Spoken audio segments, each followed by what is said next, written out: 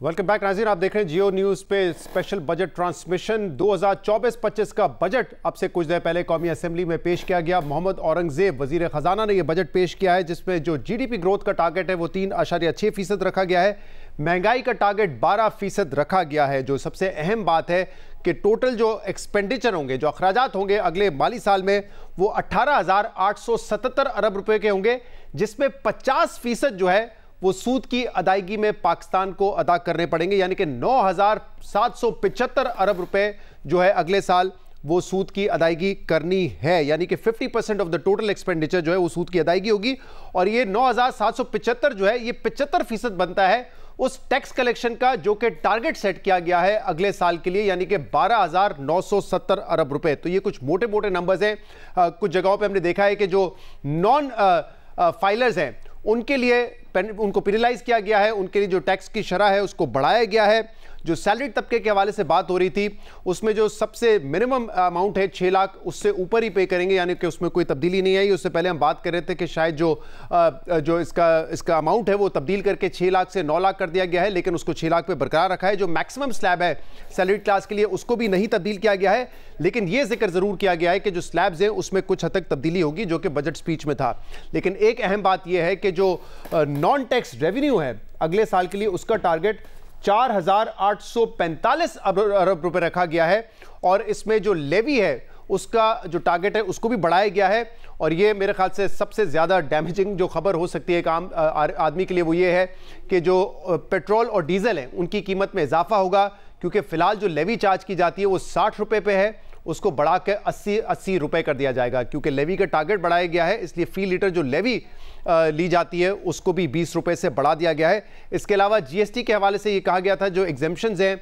वो भी ख़त्म की जाएंगी। तो वो अब देखना है कि जीएसटी किस किस प्रोडक्ट पे जो है उसकी एग्जेम्पशन को ख़त्म किया जाता है। हम इसमें मजीद बात करेंगे। हमारे साथ पैनल मौजूद है जिसमें मोहम्मद सोहेल साहब भी हैं, टॉप लाइन सिक्योरिटी के चीफ एग्जीक्यूटिव।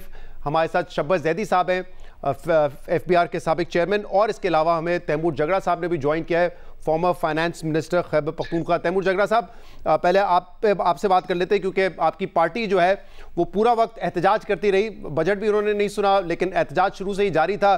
तो आई डोंट नो कि वहाँ पे जो अरकान थे उनको कितना ये बजट समझ आया है, बट आपने तो देखा है। आपका इनिशियल रिएक्शन क्या है? क्योंकि मोहम्मद औरंगजेब साहब ने आखिर में ये बात की कि तमाम अरकान, चाहे वो नून लीग से हो या किसी और जमात से हो, उनको मिलकर आगे बढ़ना पड़ेगा, और अगर कोई सिफारिशात हैं इस बजट के हवाले से तो वो भी पेश करें, उस पर भी नजरसानी की जाएगी। देखिए, वो तो I am sure budget documents पढ़ लेंगे। मुझे इस बजट में कोई एक चीज नजर नहीं आई जो कि एक्चुअली दिखाए कि ये हुकूमत इलेजिटिमेट ही सही कि इसका रिफॉर्म का एक एपेटाइट है। जो कर रहे हैं IMF के जोर के तले जो है वो कर रहे हैं, अगर मुश्किल स्टेप्स भी हैं, और वो भी हाफ हार्टेडली कर रहे हैं। मैं आपको 2-3 मिसालें देता हूं। ये बता दें कि 12% इन्फ्लेशन कैसे होगी जब तकरीबन 40% रेवेन्यू टारगेट्स टैक्स और नॉन टैक्स मेजर्स से ज्यादा कलेक्ट होंगे, और जब इतनी ज्यादा एग्जेम्पशंस खत्म हो रही। एग्जेम्पशंस खत्म करने की मैं तनकीद नहीं कर रहा, मैं ये लैक ऑफ लॉजिक की बात कर रहा हूं, पहली बात। दूसरी बात, जब इतने बुरे फिस्कल हालात हैं, मुझे पता है कि सबको पसंद होता है कि 25% जो है वो तनख्वाहें ज्यादा हो गई, 20% 17 से 22 की ज्यादा हो गई। आपको इसका इंपैक्ट पता है कितना है? It is between 1 and 1.5 trillion rupees. जब 10,000 अरब रुपए हम इंटरेस्ट पेमेंट में तकरीबन दे रहे हैं, तो 1,500 अरब रुपए की हम तनख्वाहें किस लॉजिक से बढ़ा रहे हैं? जगड़ा साहब, इसको क्लैरिफाई कर दें, ये सिर्फ वफाक की सतह पे आप कह रहे हैं कि 1,000 से 1,500 अरब रुपए का इंपैक्ट आएगा, या इसमें जब सूबाई हुकूमतें भी आगे इसको एनहांस करेंगी, मैच करेंगी? मिला रहा हूं, क्योंकि देखें, इसमें मैं सूबे मिला रहा हूं, क्योंकि जब वफाक की अनाउंसमेंट हो जाती है, क्योंकि हमारा यूनिफाइड ग्रेडिंग सिस्टम है, सूबों के पास डी फैक्टो कोई चॉइस ही नहीं होता एक्सेप्ट के वो यही इंक्रीजेस कम से कम अडॉप्ट करते। केपी ने 10% इंक्रीज किया था, आप देख लें उनको इसी 25% पे जाना पड़ेगा। लेकिन वो जो आपका नेशनल फिस्कल डेफिसिट होता है उसमें तो काउंट होता है ना, इसलिए तो IMF को ये कहते हैं कि सूबे सरप्लस छोड़ेंगे। सरप्लस कैसे छोड़ेंगे जब एक दिन में आपने उनका खर्चा जो है वो 700 अरब रुपए ज्यादा कर दिया।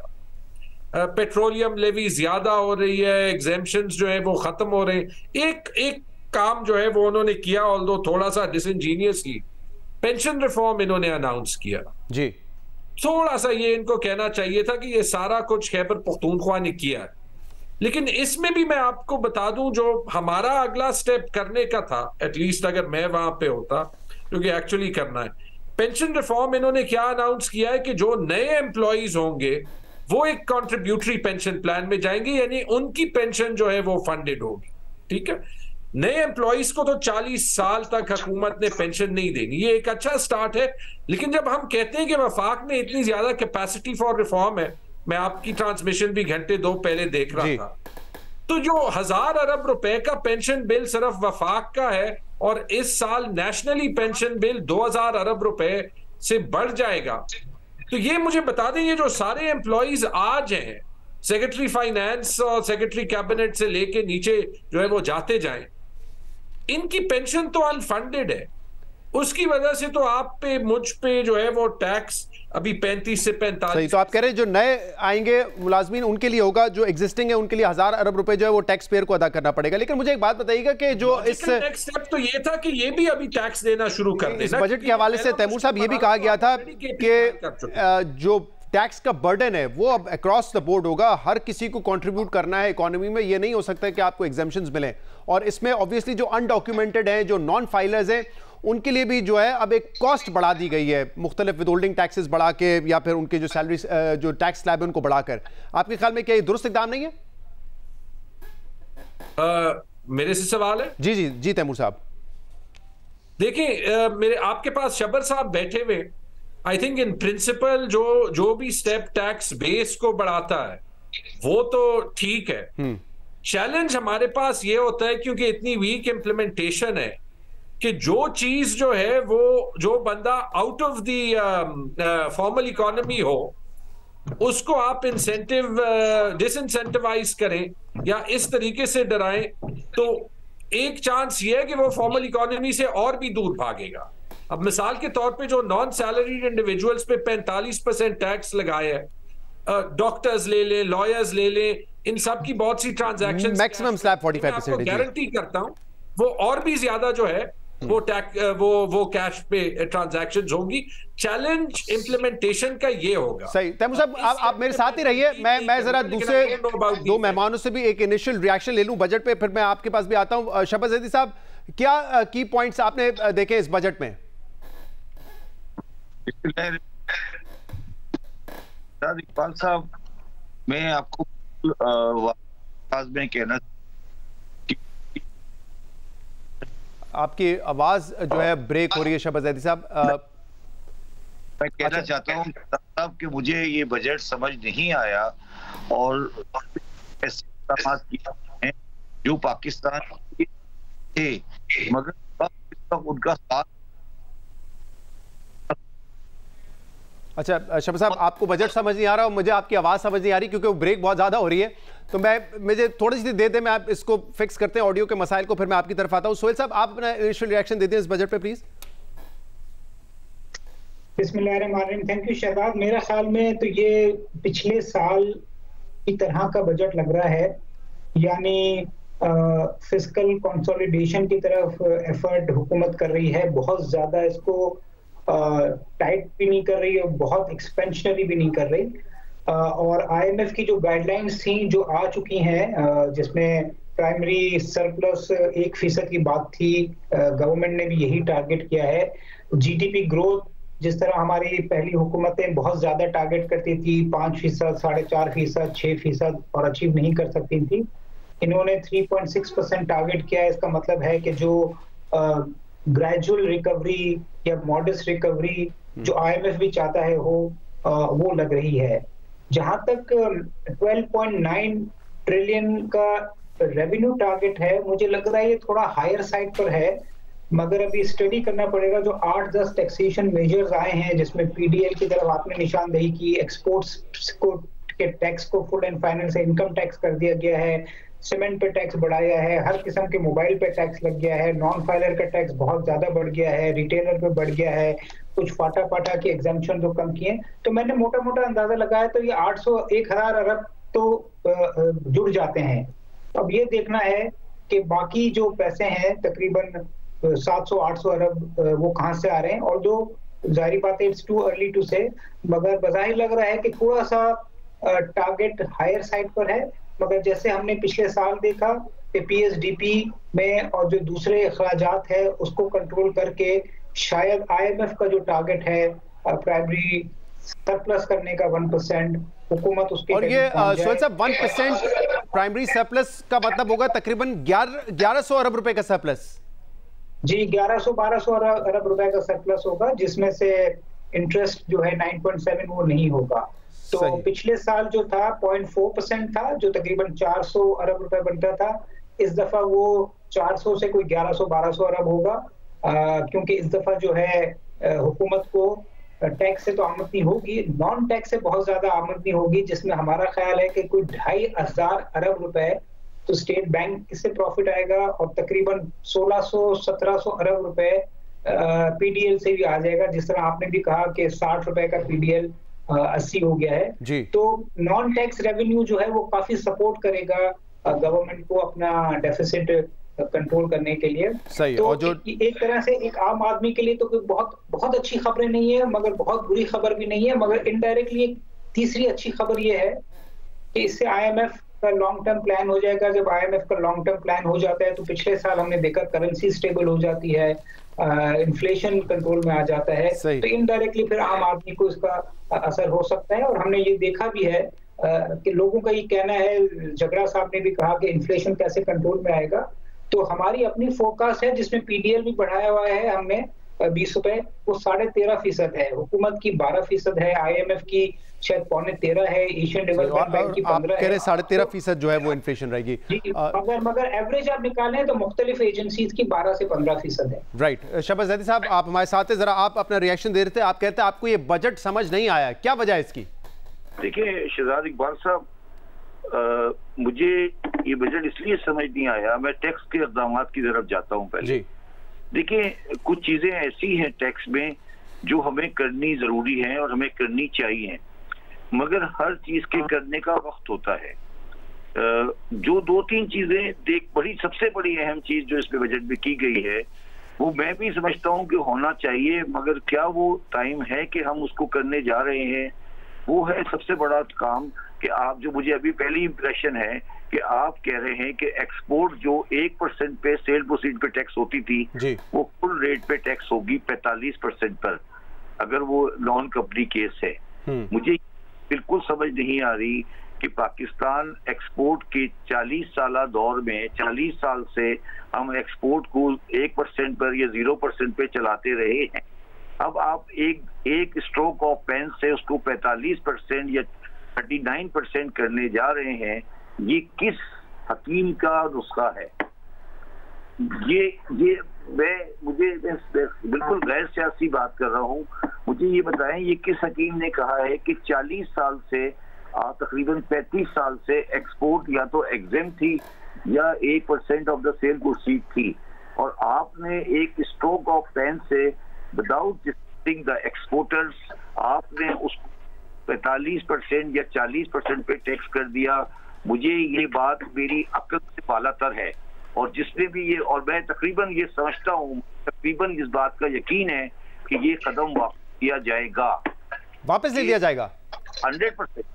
अच्छा, आप आगे बढ़े इससे पहले जरा इस पर मैं सवाल कर लेता हूं, क्योंकि आज जो मोहम्मद औरंगजेब साहब ने कहा कि देखिए मुनसिफाना टैक्स होना चाहिए, और ये आमदनी पर टैक्स है, तो अगर आपने पैसा कमाया है तो उस पर आप देंगे 35%, नहीं कमाया तो फिर आप नहीं देंगे। मेरी बात सुने ना, मैं आपकी बात से डिसएग्री तो नहीं कर रहा ना। जी, आप टाइमिंग पे बात कर रहे हैं। मैं आपसे कह रहा हूँ कि 40 साल से एक्सपोर्ट एग्जेम्प्ट है, ठीक। अब आप 40 साल की एग्जेम्पशन में उसने ऑर्डर अपनी पूरी अकाउंटेबिलिटी, पूरी कॉस्टिंग टैक्स पे की हुई है, ऑर्डर उसने 2 साल के लिए हुए हैं। अब आप उसको कह रहे हैं कि जुलाई 1 से उसकी आमदनी 40% पे टैक्स हो जाएगी। ये कोई भी सेन आदमी नहीं मानेगा सर। आप मुझे इस बात को, मुझे तो ये पहली दफा समझ ही नहीं आया। मैं तो अभी भी ये समझता हूँ कि रेट कम रेट का या कुछ और होगा। ये क्या किया है मुझे मेरी समझ से बालातर है बिल्कुल, टोटल। ठीक है, इसके अलावा अच्छा आगे चले। इसी तरह आप कैपिटल मार्केट की बात करते हैं, जो मुझे समझ आ रही है, जो मैंने अभी कागज देखा है अपेरेंटली, वो ये कह रहा है कैपिटल मार्केट का कि इफेक्टिव ऑफ टाइम पीरियड, जो अभी 1 साल की ट्रेडिंग के अंदर हमारी जो टैक्सेबिलिटी थी 5 साल की थी, irrespective of the time period हम कैपिटल मार्केट को 15% मुझे ये बात भी समझ नहीं आ रही। ये बात सही है कि टैक्स होना चाहिए, मैं डिसएग्री नहीं कर, मगर ये इसका भी एक प्लान होता है ना कि आप 10 साल से 10 साल में, 1 साल में, 3 साल में, पहले ये कैपिटल मार्केट टैक्सेबिलिटी मैंने ही ड्राफ्ट की थी, मैं ही कैपिटल मार्केट को टैक्स पे लाया, मैंने उसको 4 साल 5 साल का ग्रेजुअल सिस्टम दिया था।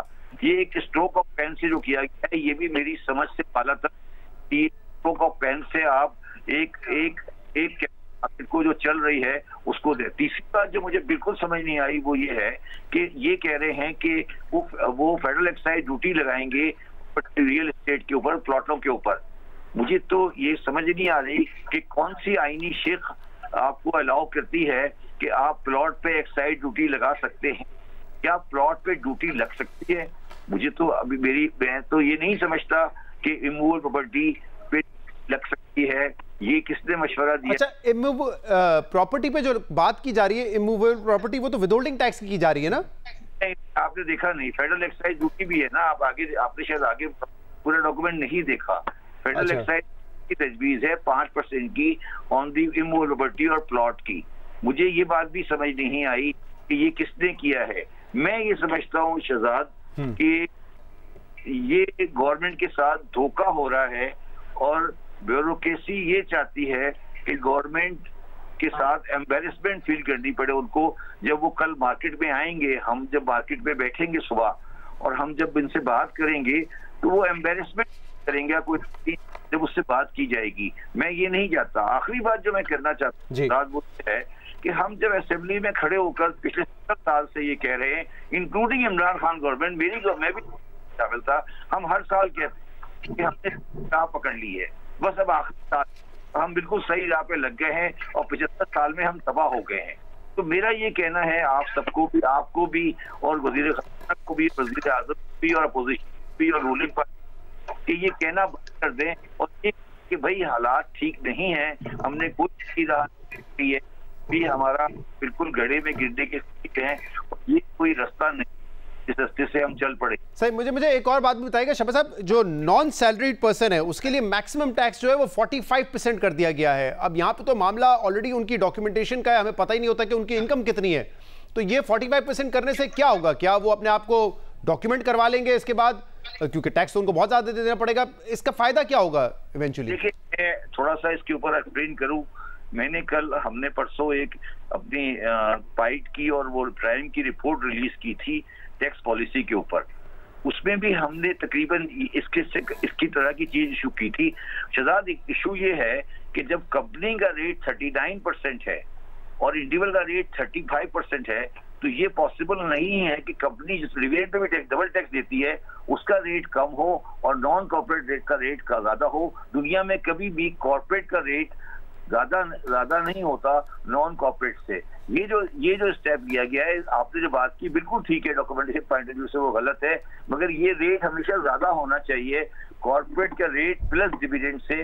तो ये 45% की जो बात है उसकी रैशनल ये है, मैं ये नहीं कह रहा कि सही है, ये रैशनल है कि जो कारोबारों को ये कहा जाए कि वो डॉक्यूमेंट हो और कंपनी में कन्वर्ट हो, ना कि वो इंडिविजुअल हो। तो ये रैशनल है इसकी। आई एग्री कि वो लोग हैं, मगर जो पार्टनरशिप्स हैं, जो सोल पार्टनरशिप हैं, उनको कॉर्पोरेटाइज करना है, उनको डॉक्यूमेंटेशन में लाना है। तो 40 कभी भी कॉर्पोरेट का रेट ज्यादा नहीं हो सकता नॉन कॉर्पोरेट से। ये पाकिस्तान की टैक्स पॉलिसी का एरर है जो सही तो किया गया है, मगर फिर मैं वही बात करता जाता हूँ कि ये टाइमिंग गलत है ना। मैं जो बार-बार सही जी, आप कह रहे हैं कि ये टैक्स होना चाहिए लेकिन इसकी टाइमिंग ठीक नहीं है। मेरे साथ इस वक्त डॉक्टर मिफ्ता इस्माइल साहब, साबिक वजीर खजाना साहब भी मौजूद हैं। मिफ्ता इस्माइल साहब ओवरऑल अपना पॉइंट ऑफ व्यू देगा और दो इश्यूज पे जैसे हम बात कर रहे थे, एक तो नॉन सैलरीड का 45% मैक्सिमम टैक्स कर दिया है, रियल स्टेट पे और कैपिटल मार्केट्स पे यानी कि सिक्योरिटीज पे जो फाइलर है वो 15% देंगे और जो नॉन फाइलर है 45% देंगे। और सबसे अहम बात ये हो रही है कि एक्सपोर्टर्स पे जो 1% टैक्स होता था उनकी सेल प्रोसीड पे, उसको अब नॉर्मल टैक्स कर दिया गया है। इन चीजों पे भी बात कीजिए और ओवरऑल भी अपना एक पॉइंट ऑफ व्यू दीजिएगा इस बजट पे। देखिए ओवरऑल एक तो ये कि मैं पहले एक दो अच्छी चीज़ें जो हुई हैं मुझे वो मैं बता दूं। छोटी छोटी चीज़ें हैं, इस्लामाबाद के अंदर स्कूल मील्स प्रोग्राम या स्कूल लंच प्रोग्राम शुरू कर दिया है, ये मैं समझता हूं कि बड़ी अच्छी बात है। और अगर ये सूबे भी अगर इस तरह शुरू कर दें और स्कूल लंचेस शुरू कर दें तो शायद तालीम बेहतर हो जाएगी, अटेंडेंस बेहतर हो जाएगी। इसी तरह इन्होंने बिस्क पे कहा है कि हम ट्रेन कर देंगे लोगों को, बच्चों को जो बिस्क के रेसिपिएंट या जो उनकी बच्चों को, वो भी मेरे ख्याल से अच्छी बात है। बुरी बात नहीं, थोड़ी सी ज्यादा है। जो आप एक्सपेक्ट कर रहे थे, हम एक्सपेक्ट कर रहे थे कि रिटेलर के ऊपर टैक्स डालेंगे, तो वो नहीं डाला, वही वॉलंटरी स्कीम रखी है। लेकिन अब ये आपने मैन्युफैक्चरर्स को ये कह दिया कि आप इनका 2.25% विदहोल्डिंग टैक्स रोक लें, इनकम टैक्स के मद में विदहोल्डिंग टैक्स रोक लें। बेसिकली क्योंकि तकरीबन तमाम डिस्ट्रीब्यूटर और तमाम रिटेलर्स जो हैं वो 95% से ज्यादा जो होते हैं वो क्योंकि टैक्स दहिंदगान में नहीं होते, तो आप बेसिकली सबका 2.25% चार्ज करेंगे मैन्युफैक्चरर्स। अब मैन्युफैक्चरर्स अगर 2.25% चार्ज करेंगे, विदहोल्ड करेंगे, यानी कि मैन्युफैक्चरर्स को पैसे नहीं मिलेंगे, हुकूमत को मिलेंगे, तो मैन्युफैक्चरर्स वो कीमतें बढ़ा देंगे। तो बेसिकली एक 2.25% का आपने सेल टैक्स बढ़ा दिया है। यानी कि रिटेलर और होलसेलर की इनकम पे हमने टैक्स अभी भी नहीं किया है। नहीं, हमने उनको इनकम टैक्स के नाम से उनसे विदहोल्डिंग टैक्स लेना शुरू कर दिया है मैन्युफैक्चरर से, क्योंकि मैन्युफैक्चरर उसको बेचता है, वो जो पैसे लेगा उसमें से 2% मैन्युफैक्चरर को देने पड़ेंगे गवर्नमेंट को, तो मैन्युफैक्चरर अपनी प्राइस 2% से बढ़ा देगा। तो एक तो ये कि 2% से प्राइस बढ़ेगी, आप देखिएगा कि 2-4 महीनों में आहिस्ते आहिस्ते ये प्राइस का इम्पैक्ट आ जाएगा। Manufacturers don't pay from their own pocket, they will obviously charge the consumers, so that's like the one bad thing. दूसरी बात है कि ये इन्होंने जो 45% तो नहीं किया सैलरी पर्सन का, 30% ही किया, 35% ही रहने दिया है, लेकिन अंदर से स्लैब चेंज करे हैं। तो यू कैन बी श्योर कि अंदर से स्लैब ऐसे चेंज करेंगे जो 5, 10, 15 लाख रुपए लोग कमाते हैं उनके टैक्सेस सबके बढ़ जाएंगे, और स्लैब नीचे कर दिए होंगे वो ऊपर के ब्रैकेट में जाने के। यानी कि 35 लाख पे अगर आप पहले 20 लाख रुपए सैलरी पे क्वालिफाई कर रहे थे, तो आप शायद 15 लाख पे सैलरी क्वालिफाई करेंगे। तो ये आप सैलरी लोगों से भी ज्यादा टैक्स ले रहे हैं। सिमिलरली आपने दवाइयों के ऊपर, मिसाल के तौर पर आपने कहा, ये कंफर्म नहीं हुई ये बात, लेकिन दवाइयों के ऊपर भी आपने कहा कि हम एग्जेम्पशन खत्म कर देंगे, तो दवाइयों पर जो 1% सेल टैक्स था, अब वो शायद वो भी 17% या 18% हो जाएगा। इसी तरह मिल्क पाउडर पे 1% टैक्स था, तो वो भी 18% हो जाएगा। तो ये चीजें भी आप देखेंगे कि महंगी होंगी, दवाइयां और दीगर मिल्क पाउडर और दूसरी जो जिन चीजों पर एग्जेम्पशन थी। इसी तरह आपने कुछ और एग्जाम्पशन हटाए। एक बात मुझे समझ में नहीं आई कि इन्होंने आयरन और स्क्रैप के सेल्स के ऊपर एग्जाम्पशन क्यों दे दी। ये मुझे लगता है कि किसी की बड़ी पर्ची होगी, मुझे समझ में नहीं आ रहा है। एक कोई जस्टिफिकेशन नहीं है कि आप हर जगह टैक्स बढ़ा रहे हैं, और आपने आयरन एंड स्क्रैप वालों को एग्जाम्पशन दे दी कि आप स्क्रैप के सेल्स पे सेल्स टैक्स नहीं होगा। और जो एक्सक्यूज थे वो तो कहीं उनके पास इनपुट नहीं होता, तो वो तो हर जगह पे होता है, फ्लाइंग पेपर्स हर जगह, बाकी जगह पे एग्जाम्पशन खत्म करें, यहाँ पे बढ़ा रहे हैं। जरा एक्सपोर्टर्स के मामले पे आ जाएगा ना, क्योंकि ये एक बड़ा क्रिटिकल है कि क्या उनको इंसेंटिवाइज किया जा रहा था, अब उनसे अगर नॉर्मल टैक्स लिया जाएगा, एक तो उसका इंपैक्ट कितना होगा, कितनी कलेक्शन ज्यादा बढ़ जाएगी, और क्या कोई एडवर्स इंपैक्ट भी हो सकता है हमारे एक्सपोर्ट्स पे इसका? देखिए 90 अरब रुपया पाकिस्तान के एक्सपोर्टर से हम जमा करते हैं, तकरीबन 1% पे होता ही है कि जो भी एक्सपोर्टर एक्सपोर्ट करे उससे आप 1% ले लेते हैं, फुल एंड फाइनल पेमेंट। अब आपने कहा है कि 1% तो आपसे हम पहले दिन ले लेंगे, लेकिन ये फुल एंड फाइनल नहीं होगी। अब आपको अपने टैक्स के गोशवारे जमा करने होंगे, जैसे कि लोकल बिजनेसेस करते हैं। तो मैं ये समझता हूँ कि 90 की जगह 145 अरब रुपए 50% हुकूमत को और पैसे जमा हो सकते हैं। इसके ऊपर ये कि आपने एक इंसेंटिव दे रखा था, आपने वो इंसेंटिव खींच लिया है। इसका जाहिर है कि थोड़ा सा नेगेटिव इम्पैक्ट तो आएगा, लेकिन अगर आपको पैसे ही जमा करने हैं तो मैं सोचता हूँ कि ठीक है, बड़े एक्सपोर्टर से पैसे जमा कर लो, वो बेहतर है बनिस्बत इसके कि सैलरी क्लास से लोगों से करो। आप देखें ना, आपने दुकानदारों से नहीं लिया, फिर आपने कंज्यूमर से 2% ले लिया, तो वो मतलब बातें बड़ी अच्छी करी थी शुरू के इब्तदाइये में, और बड़ी हौसलामंद बातें थी, लेकिन बाद में कुछ भी नहीं किया। आप ये देखें कि 1400 अरब रुपए जो है वो आपने SPSDP के रखे हैं, 225 अरब रुपए नेट लैंडिंग है जो आप SOEs को देंगे ताकि वो और भी खर्च करें। सीरियसली मतलब this is a lost opportunity for Pakistan. I was hoping कि with Aurangzeb acumen and insight कि अगर उसको थोड़ी सी इजाजत देंगे तो वो इससे बेहतर बजट ला सकते थे, लेकिन ये शहबाज शरीफ साहब ने इनको बहुत ज्यादा कंस्ट्रेंट किया हुआ है और वो चीजें नहीं करने दी इनको जो जिसकी बहुत ज्यादा जरूरत थी। सही। तैमूर झगड़ा साहब, आपने अपना एक इनिशियल कमेंट तो दिया था इस पर, अब आपको लग रहा है कि ये जो एग्जेम्पशंस भी खत्म की जा रही हैं, नॉन डॉक्यूमेंटेड लोगों को पेनलाइज किया जा रहा है, तो इससे वो इनकरेज हो सकेंगे क्या, वो टैक्स नेट में आएंगे, तभी तो टैक्स बेस आपका बढ़ेगा? क्योंकि बातें तो हमने यही सुनी थी कि टैक्स बेस बढ़ाना है, चाहे रिटेलर्स हो, चाहे ज़राअत का शोबा हो, चाहे रियल स्टेट हो, ये नहीं हो सकता कि सिर्फ सैलरी क्लास या जो इंडस्ट्री है वो पे कर रही है या जो कॉर्पोरेट सेक्टर है वो टैक्स पे कर रहा है, उन्हीं तक वो महदूद रहे। नहीं, लेकिन लग तो यूं रहा है, ये तो अभी जैसे शहजाद हम बिल्कुल बैठे हैं 2 minutes after the speech ended, तो बहुत सी डिटेल्स तो हम अभी देख नहीं सकते जी जो हमने देखनी है। जो 2-3 बातें मिफ्ता साहब ने हाईलाइट की हैं, उससे पहले जो शबर जहरी साहब ने हाईलाइट की थी, देखिए हमारे एक्सपोर्ट्स का वैसे ही एक चैलेंज है। अब मैं नहीं समझता, लेकिन अगर आपने एकदम से एक्सपोर्टर पे टैक्स ज्यादा कर दिया इस तरीके से, तो इट्स इलॉजिकल टू थिंक कि इसका हमारे एक्सपोर्ट रेवेन्यू पे जो है वो इम्पैक्ट नहीं होगा। और अगर होगा तो एक्सपोर्टर कैसे बिहेव करेगा, किसको वो जो है वो रेंट सीकिंग एडवांटेज पाकिस्तान में होगा कि वो डोमेस्टिक मार्केट पे फोकस करे। एक्सपोर्ट करना एक इंटरनेशनली कंपेटिटिव मार्केट में वैसे ही ज्यादा मुश्किल काम है। What does this mean? I don't know, but ये बड़ा क्लियर एक सिग्नल है। आई एग्री कि अगर ऐसे है, they will have to revise this, they will have to revise a number of other things like this जो कि ये कर रहे हैं। एक चीज पे मुझे हंसी आई, जो आई डोंट नो मिफ्ता साहब तारीफ कर रहे थे या नहीं, जब उन्होंने कहा कि स्कूल लंचेस इस्लामाबाद में दे रहे हैं। If that's the first thing जो कि बजट में नजर आता है कि ये बजट में सबसे अच्छी चीज है। और मैं बताऊं, जो बजट स्पीच है, एटलीस्ट जो बजट स्पीच है उसमें कोई रकम नहीं मुख्तस की हुई थी इसके लिए कि कितना होगा, ये आगे शायद डिटेल्स में हो, लेकिन उसमें नहीं था। हो जाता है, वो इस्लामाबाद में हो भी सकता है। इसका जो एक्सपीरियंस 100-150 स्कूलों पर ही है वो अफ्रीका में और बाकी ममालिक में, इसमें काफी कॉम्प्लिकेशंस भी आ सकते हैं। ये एक वक्त में जब मैं एज ए कंसल्टेंट काम कर रहा था, हमने पंजाब में एवेल्युएट किया था, बट कुछ नजर नहीं आया कि जो मैं इस बात को एंडोर्स करूंगा कि चले जितनी भी हम इसको नाजायज हुकूमत कहते हैं, ये एक अपॉर्चुनिटी थी कि आपको रिफॉर्म ड्राइव नजर आए, तो जिसको टैक्स नेट में भी आना है उसको हुकूमत डरा सकती थी। यहाँ तो पहले कदम से हुकूमत बैकफुट पे है ना, और मुझे उसकी जो एविडेंस नजर आती है वो हमेशा जो सैलरी इंक्रीजेस होती हैं उससे होती है, क्योंकि सबसे आसान और पॉपुलिस्ट काम है सरकारी मुलाजमीन। हाँ, मैं इसमें जरा मैं राय ले लूं, क्योंकि आपने पहले भी इसको पॉइंट आउट किया था। सोहेल साहब, अब तैमूर झगड़ा साहब कह रहे हैं कि जो आपने 1 से 16 ग्रेड की तनख्वाह में 25% इजाफा, बाकी जो सीनियर्स हैं 17 से 22 ग्रेड उनकी तनख्वाह में 22% का इजाफा, पेंशन में आपने 20-22% का इजाफा कर दिया है, इसका इंपैक्ट 1000 से 1500 अरब रुपए आएगा ओवरऑल प्रोविंसेस का और फेडरल हुकूमत का। क्या आईएमएफ को ये बात खटकेगी नहीं कि इतना ज्यादा एक्सपेंस बढ़ा रहे हैं? ठीक है, सैलरी मिलनी चाहिए, और दूसरा इसका एक पार्ट ये भी है कि सरकारी मुलाजमीन तो चले, उनकी तो जो इन्फ्लेशन इस साल थी उससे ऑफसेट हो जाएंगे।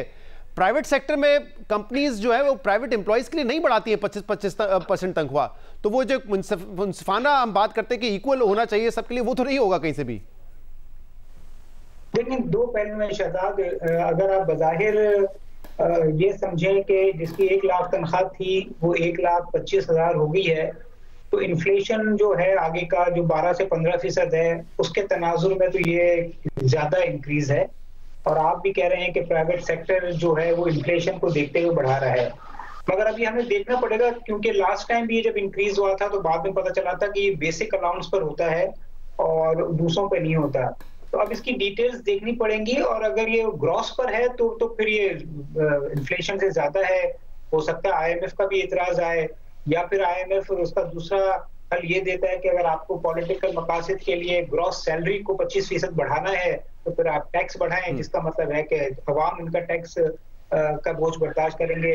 बट चूंकि अभी ही ये स्पीच हुई है, अभी डॉक्यूमेंट्स आए हैं, तो मुझे लगता है क्लैरिटी आते आते टाइम लगेगा कि आया ये जो इंक्रीज है ये ग्रॉस पर है या ये बेसिक पर है, जो ग्रॉस का एक पार्ट होती है।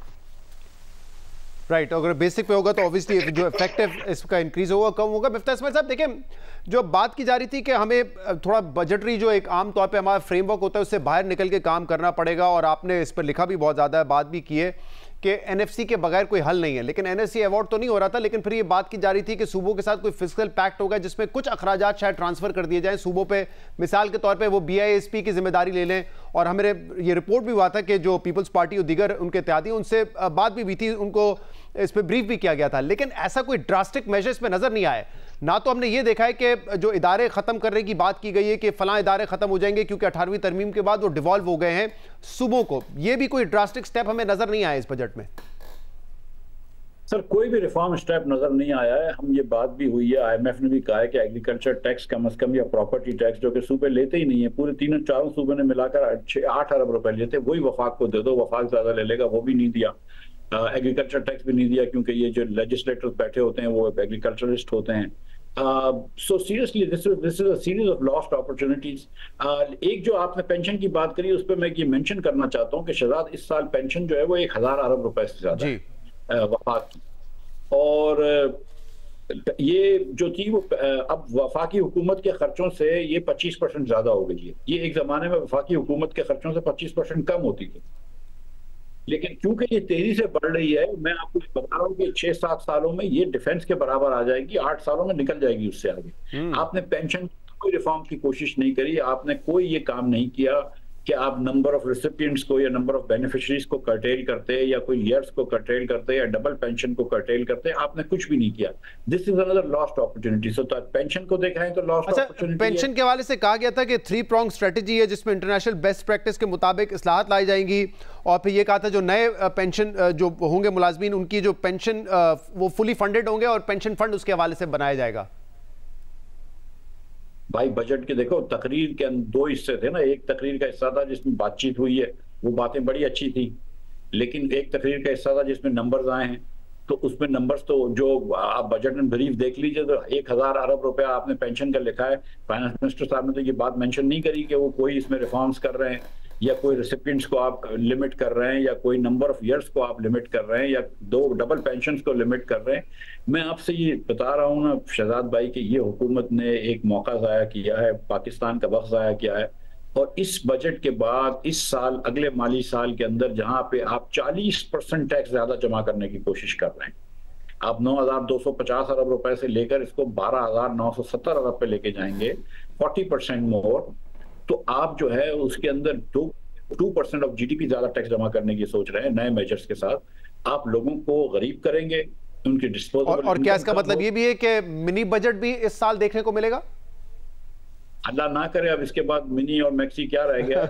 लेकिन मतलब मैं आपसे ये गुजारिश कर रहा हूँ कि देखें, या तो ये हदफ पूरा नहीं होगा, मैं आपको बताऊं 2 में से कोई एक हदफ पूरा होगा, या तो टैक्सेशन का हदफ पूरा नहीं होगा या GDP ग्रोथ जो इन्होंने 3.5% की है वो भी पूरी नहीं होगी। सही, क्योंकि अगर आप 40 ठीक है। और जो नंबर्स आप बता रहे हैं मैं उसको जरा मेंशन भी कर दूं, क्योंकि जो सिविल गवर्नमेंट चलाने का खर्चा है वफाक का वो 839 बिलियन है और जो पेंशन के लिए अखराजात होंगे वो 1014 अरब है। तो आप कह रहे थे कि ये आगे जाके आप देखेंगे कि डिफेंस बजट से ज़्यादा हो जाएगा पेंशन का जो बजट है। शहबाज ज़ैदी साहब, एक जो बुनियादी मसला था और मैंने इस पर प्रोग्राम में भी बात की थी पहले कि हमारा जो टोटल टैक्स कलेक्शन होता है उसमें सूबों का कॉन्ट्रीब्यूशन 8.5% है। इंडिया में जो टोटल टैक्स कलेक्ट होता है उसमें जो स्टेट्स हैं वहाँ के उनका कॉन्ट्रीब्यूशन 35% है। अब ये एक बुनियादी मसला था और हमें पता था कि इस बजट में ये होना नहीं है क्योंकि इससे पहले सूबों से बात नहीं हुई। तो क्या ये अभी नहीं हुआ तो कभी भी नहीं होता हुआ नजर आ रहा आपको? शहबाज साहब आवाज आ रही है आपको? अच्छा, शहबाज ज़ैदी साहब से राब्ता हमारा मुनक़ता हो गया है। तैमूर साहब, क्योंकि आप खुद वजीर खजाना रहे एक सूबे के, ये बड़ा मसला है हमारे यहाँ जो सूबे हैं वो टैक्स कलेक्शन उनको क्योंकि पता है कि हमें आराम से डिविजिबल पूल में हमें पैसे मिल जाएंगे, हमने सिर्फ खर्च कर रहे हैं, चाहे एयर एम्बुलेंस पे करें चाहे किसी सोशल सिक्योरिटी प्रोग्राम पे करें, कलेक्शन की पैसा जमा करने की आपकी जिम्मेदारी नहीं होती है। तो यहां पे भी हमें उस मॉडल में कोई फर्क नहीं नजर आया। जैसे मैंने मिसाल दी, इंडिया में जो टोटल टैक्स कलेक्शन है उसका तकरीबन 35% जो है वो स्टेट कलेक्ट करके देती है। उसकी सबसे बड़ी वजह यह है कि स्टेट्स या यहां पे प्रोविंसेस और वफाक आपस में मिलते नहीं है और मीनिंगफुल डिस्कशन नहीं होती। और मेरे ख्याल में, मैं ऑब्वियसली सूबों के पॉइंट ऑफ व्यू से कहूंगा, मेरे ख्याल में जो इस्लामाबाद में खास तौर पे ब्यूरोक्रेसी का माइंडसेट है वो अभी भी नीचे डिक्टेट करने का है। अब 3 चीजें हैं, सूबों को ज्यादा टैक्स कलेक्ट करना चाहिए। हाँ, क्या इंडिया वाली कंपैरिजन वैलिड है? फुली वैलिड नहीं है। ऑब्वियसली बास टैक्सेस वहां पे बहुत बेहतर कलेक्ट होते हैं। प्रॉपर्टी टैक्स ले लें, ये बिल्कुल सच है कि वहां पे एक बड़ा शहर पूरे पाकिस्तान से ज्यादा कलेक्ट करता है, लेकिन यहाँ पे विल की इशू है। अगर प्रॉपर्टी टैक्स यहाँ पे कलेक्ट करना है तो वफाकी हुकूमत दिखा दे इस्लामाबाद में मॉडल, और सूबों को मतलब बीइंग अशेम्ड वो फॉलो करना पड़ेगा। Number 1। Number 2, agriculture income tax मेरे ख्याल में थोड़ा सा ओवर स्टेट होता है, और ये वाकई सच है कि एक लॉबी है जो रेजिस्ट करती है। आपको पता है, मेरा लिखा हुआ खत वफाक में 2021 से पड़ा हुआ है, जो कि वफाक को ऑफर कर रहा है कि आप केपी के लिए एग्रीकल्चर टैक्स कलेक्ट कर। ये शौकत तरीन साहब के टाइम में था, फिर मिफ्ता साहब के टाइम भी था, आज भी पड़ा होगा क्योंकि किसी ने देखा नहीं हो। और इसीलिए कहा था क्योंकि केपी में चूंकि एग्रीकल्चर लैंड ओनिंग्स कम है कि अगर यहां पे हम एक मॉडल बना ले तो पंजाब सिंध में फॉलो हो जाएगा। तो you can only start, but वो विल मुझे इस्लामाबाद में भी नजर नहीं आ रही।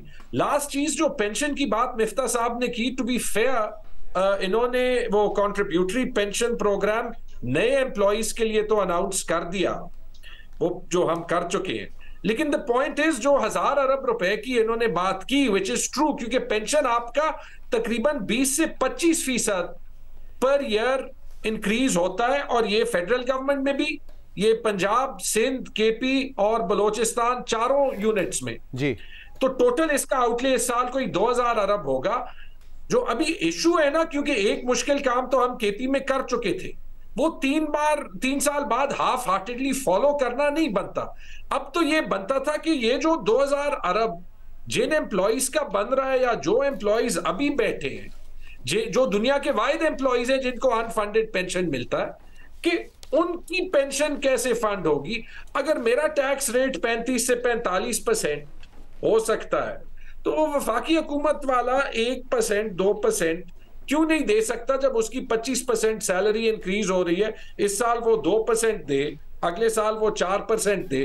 अगर वो ग्रॉस सैलरी में आप 10% पेंशन कंट्रीब्यूशन ले लें, ये 400 अरब रुपए का तकरीबन नेशनली इंपैक्ट होगा। मुझे बता दें टैक्स का कौन सा कदम है जो आपको 400 अरब रुपए का डिविडेंड देता है। तो बात यही है जो आप बार बार हर किसी से सुन रहे हैं, रिफॉर्म एपेटाइट जीरो, और ये एक बहुत बड़ी मिस्ड अपॉर्चुनिटी है। और मेरे ख्याल में IMF की एंगेजमेंट खत्म होने से पहले इन पे बहुत ज्यादा प्रेशर होगा। 30 जून को ये बजट ऐसे नहीं होगा जैसे आज है। ठीक है, और मुझे आप बताइएगा शहबाज जद्दी साहब, दोबारा आपसे राब्ता हमारा हो गया है। हम ये डिस्कशन यहाँ पे कर रहे थे कि प्रोविंसेस का टैक्स कंट्रीब्यूशन 8.5% है टोटल टैक्स कलेक्शन में।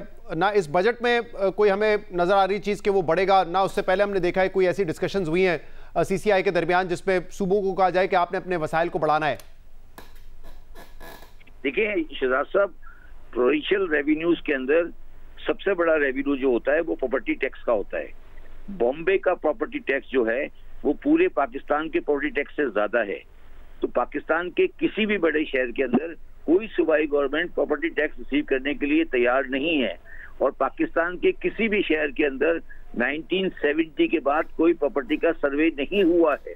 तो जब आप लोग बात करते हैं कि प्रोविंशियल टैक्सेस नहीं लिए जाते, वो सिर्फ बातें हैं, करना कोई भी नहीं चाहता, क्योंकि सबके वेस्टेड इंटरेस्ट है।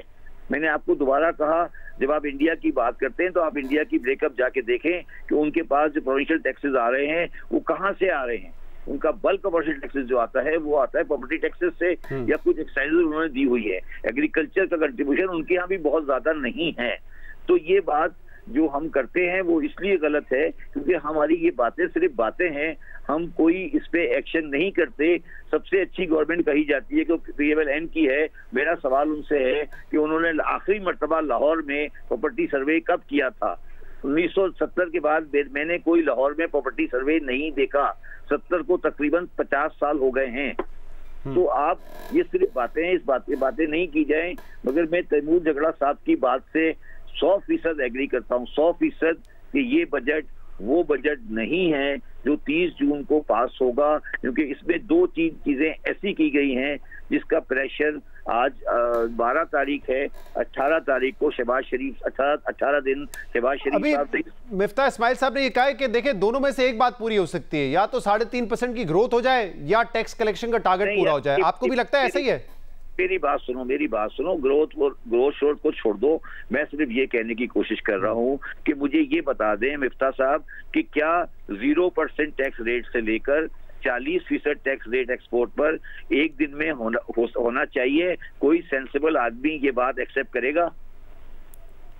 सही जी मिफ्ता साहब, करेंगे एक्सेप्ट? आप पता नहीं, आप तो एक्सपोर्ट करते हैं या नहीं करते, लेकिन नहीं, मैं आपको एक और बात बता दूं, मैं पाकिस्तान की 2 बड़ी कंपनियों का डायरेक्टर हूं जो कि पाकिस्तान के लार्जेस्ट एक्सपोर्टर्स में से हैं।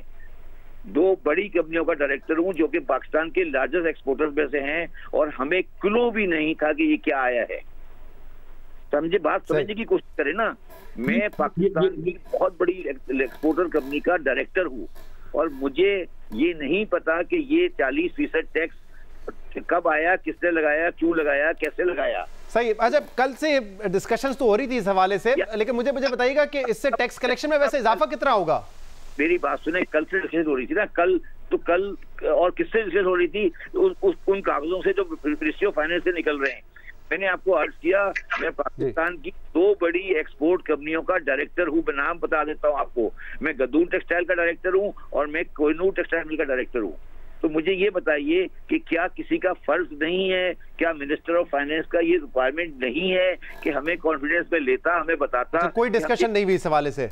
मैं ये बता रहा हूँ, मैं आपको समझा रहा हूँ, मैं आपको राइट इन्फॉर्मेशन दे रहा हूँ, मैं कोई कहानी नहीं सुना रहा आपको, मैं आपको कहानी नहीं सुना, मैं बता रहा हूँ कि मैं जाती तौर पर 2 बड़ी टेक्सटाइल एक्सपोर्टर्स का डायरेक्टर। और आप कह रहे हैं कि ना किसी किस्म के मुज़ाकरात हुए, ना कोई कॉन्फिडेंस में लिया गया, ये आपके लिए टोटल एक सरप्राइज था। मुज़ाकरात तो बहुत बड़ी बात है भाई, मैं ये अर्ज करने की कोशिश कर रहा हूँ, खबर तक नहीं होनी थी। मैं समझ गया शहबाज साहब आपकी बात। सोहेल साहब, शुरू में जो बजट तकरीर शुरू हुई तो बताया गया कि देखें हम बुनियादी रिफॉर्म्स की तरफ जा रहे हैं, मार्केट ड्रिवन इकोनॉमी होगी, गवर्नमेंट ड्रिवन नहीं होगी, हमारी जो ग्रोथ है वो कंजम्पशन से नहीं आएगी, इन्वेस्टमेंट और सेविंग से आएगी, जो गैर ज़रूरी सब्सिडीज़ है उसका खात्मा होगा, एनर्जी सेक्टर में इस्लाहत होंगी, प्राइवेटाइजेशन होगी, राइट साइजिंग होगी और PWD की मिसाल भी दी गई।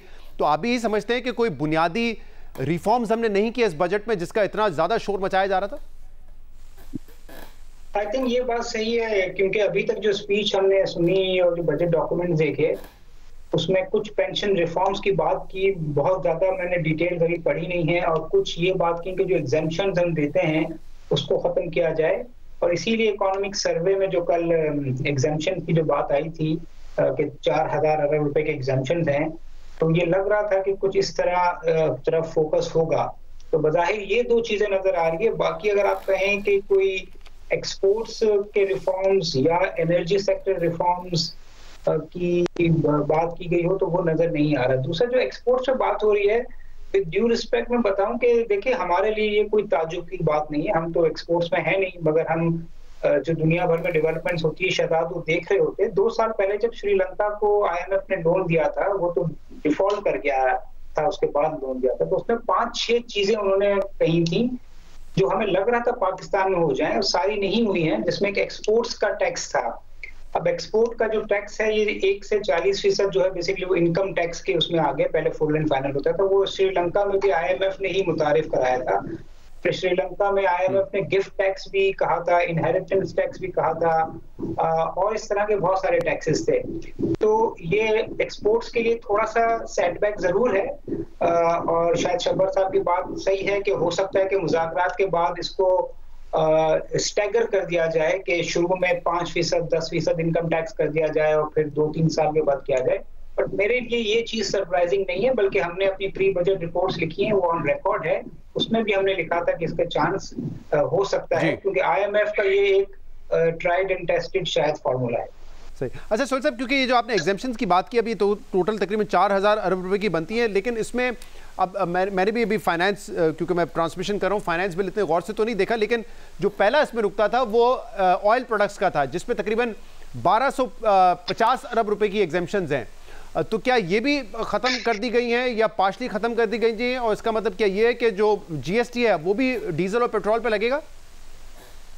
नहीं, देखिए मुझे लगता है कि शायद उसको इनडायरेक्टली एड्रेस किया गया है। जो 20 रुपए PDL बढ़ाया है उससे हमें लगता है कि 400 अरब रुपए हुकूमत को एक्स्ट्रा मिल जाएंगे, तो वो 1200 अरब में से हुकूमत ने पार्शली उसको खत्म कर दिया है। अब वो GST की मद में इसलिए नहीं करते कि आपको भी पता है कि फिर वो सूबों के ऊपर चला जाता है और हुकूमत के पास शायद इतना ज्यादा शेयर फेडरल गवर्नमेंट के पास नहीं रहता। तो जो सबसे बड़ी जो छूट है 1200 अरब की, जो हुकूमत ने खुद कल इकोनॉमिक सर्वे में इशू किए, उसको पार्शियली एड्रेस जरूर किया है। तो इसलिए मैंने कहा कि मुझे कुछ मेजर्स या कुछ रिफॉर्म्स रेवेन्यू पे और कुछ पेंशन के नजर आए, मगर एक्सपोर्ट्स पर, एनर्जी पर और जो दूसरी जो रिस्ट्रक्चरिंग हो रही थी जिसमें हमें खर्चे कम करने थे और डिपार्टमेंट कम करने थे, उस पर एटलीस्ट इस बजट में या बजट की स्पीच में इनिशियल जो मेरा रिएक्शन है उसमें मुझे वो नजर नहीं आया। सही है। जरा एक्सटर्नल साइड पे बात करते हैं मिफ्ता इस्माइल साहब। इस मर्तबा हमने देखा है पिछले 3-4 माह से करंट अकाउंट सरप्लस आ रहा है और शायद पता नहीं ये साल हम सरप्लस पे खत्म करें, अगर डेफिसिट होगा तो बहुत ही मिनिमम होगा।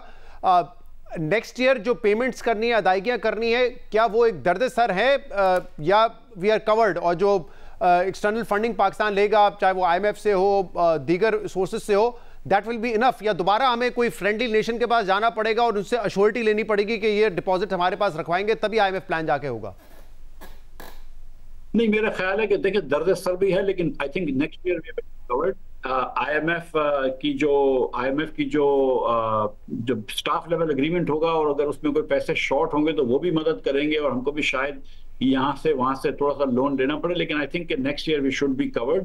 जो पैसे देने होते हैं उसमें बहुत सारे री रोल हो जाते हैं, so external debt I think we should be able to pay. और ये देखें शहजाद, ये जो वन ऑफ द रीजंस कि हमारा करंट अकाउंट जो है वो डेफिसिट बहुत कम हो गया है, इसलिए कि हमारा इंपोर्ट बहुत सप्रेस हो गया है। तो जैसे अगर इंटरेस्ट रेट थोड़े से कम होंगे और अगर इकोनॉमी चल गई तो आपका इंपोर्ट भी बढ़ जाएगा। एक्सपोर्ट हमारा जो है वो बड़ा इनइलास्टिक है, वो नहीं बढ़ता, लेकिन ये बढ़ जाएगा। पेंशन पे मैं एक और बात कह दूं कि देखिए इन्होंने 1000 अरब रुपए से ज्यादा मुख्तस किए। इसका मतलब है कि ये खुद भी नहीं एक्सपेक्ट कर रहे कि इस साल के अंदर ये कोई रिफॉर्म्स लेके आएंगे जिससे पेंशन कम हो जाएगी। अदरवाइज तो ये पैसे इन्होंने पूरे साल के पैसे मुख्तस कर लिए हैं। सो मेरा नहीं ख्याल है कि हमको इसमें कोई रिफॉर्म का कोई उम्मीद होनी चाहिए, क्योंकि ये हमने देख लिया है कि कहीं और तो रिफॉर्म नहीं किए, तो ये बड़ी अनछुपे की अच्छी बात होगी, लेकिन अछूबे की बात होगी अगर इस पे ये रिफॉर्म कर लें, गिवन कि they have already allocated this money. और मैं सोहेल साहब से थोड़ा सा ये एग्री करूंगा कि एक्सपोर्ट गो के मैं खुद काफी एक्सपोर्ट करता हूं, लेकिन ये एक IMF का वो होता है कि यार आप फुल एंड फाइनल टैक्स किसी पे ना करें और आप उनको टैक्स रजीम में लेकर जाएं। उसको आप और तरीके से इंसेंटिवाइज कर सकते हैं। और ये बात आई थिंक शब्बर साहब की और सोहेल साहब की दोनों की जरूरत है, और आई थिंक तैमूर भाई ने भी ये की ये बात कि this is not the budget that will be passed on in the end of this month. Again this government because the government is not there with a mandate, तो इट इज स्कैर्ड, एंड तो जैसी pressure आएगा तो वो पीछे हटेंगे। सही। और मुझे जब आप ये बात करते हैं कि हमारी एक्सपोर्ट्स इनइलास्टिक हैं, तो ये इट गोज बोथ वेज ना, क्योंकि अगर देखें हमने 2021-22-23 में जब PTI की हुकूमत का आखिरी साल था और आप आखिरी क्वार्टर में आए, उस वक्त 85 अरब डॉलर की हमारी इंपोर्ट्स थी, लेकिन एक्सपोर्ट्स हमारी 28, 29, 30 बिलियन डॉलर थी। अब हमारी इंपोर्ट्स इस साल तकरीबन 52-53 बिलियन डॉलर की होंगी, लेकिन हमारी एक्सपोर्ट्स में 8-10% का इजाफा हुआ है। तो क्या यही स्ट्रैटेजी आगे भी रहनी चाहिए करंट अकाउंट को मेंटेन करने के लिए कि आप अपने इंपोर्ट्स को जो है कर्टेल्ड रखोगे, आप कंजम्पशन बेस्ड इंपोर्ट नहीं करोगे और जहां जरूरत होगी एक्सपोर्टर्स को उसी तरह से आप इंपोर्ट करोगे? बिल्कुल नहीं, मैं समझता हूँ कि एकदम गलत स्ट्रैटेजी है। मैं नहीं समझता कि हमारा इंपोर्ट ज्यादा है, मैं समझता हूँ कि हमारा एक्सपोर्ट बहुत कम है और हमको एक्सपोर्ट बढ़ाना चाहिए, इसकी नौकरी बढ़ेगी। अगर आप एक्सपोर्ट्स नहीं बढ़ाएंगे तो नौकरियां कैसे बढ़ेंगी? अगर आप एक्सपोर्ट्स नहीं बढ़ाएंगे तो इधर पाकिस्तान के अंदर फॉरेन एक्सचेंज कहां से आएगा? तो आपको एक्सपोर्ट भी बढ़ाना चाहिए, ये जानते हुए कि जब मईशत चलेगी, और जब भी मईशत चलेगी तो आपका इंपोर्ट तो बढ़ेगा ही बढ़ेगा।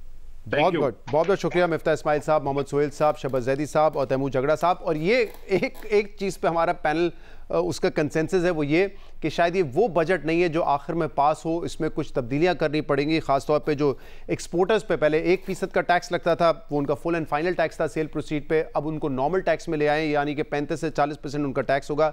ये एक ऐसा इकदाम है जिसके हवाले से वो कह रहे हैं कि ना इंडस्ट्री को पहले एतमाद में लिया गया और मुमकिन तौर पर इसको तब्दील करना पड़ेगा। आज इस बजट सेशन से, इस ट्रांसमिशन से इतना ही। इजाज़त दीजिए, अल्लाह हाफ़िज़।